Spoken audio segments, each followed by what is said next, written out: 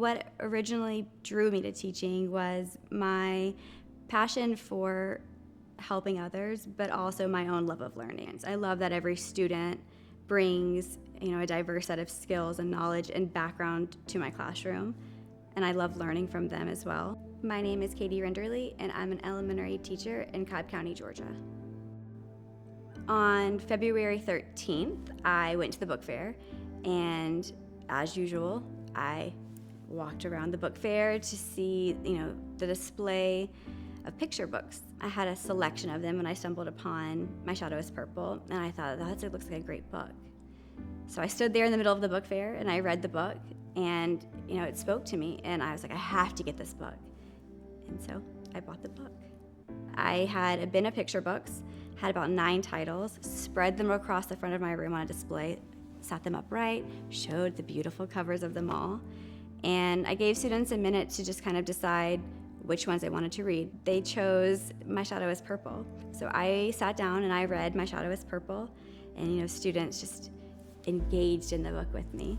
And then we discussed, the message that they've received. That's what our conversation really was focusing on, is the power of not only embracing your unique differences and abilities, but then valuing those in others and learning from those. That was on a Wednesday, and by Friday morning I received an email from a parent, and my principal came into the room asking me to see the book.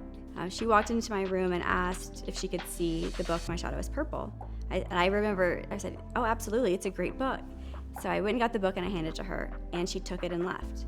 A little bit later, a few hours later, I had planning period, and I received an email from my principal to come to her office to discuss the book.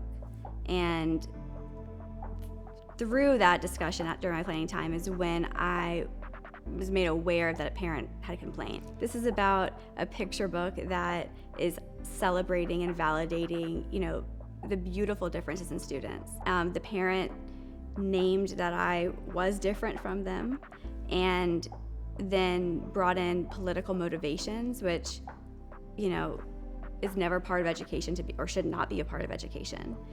And all of a sudden, I saw myself on the outside with my administration and the parents on the other side. I was isolated from my school community and also from my coworkers. I had only heard the story or the narrative that the community was revolting against me, and that I was not wanted back at my school, and that I did not align with the community's viewpoints and beliefs. And, that was devastating to me. I did have some parents reach out to me asking if I was okay and sharing concerns.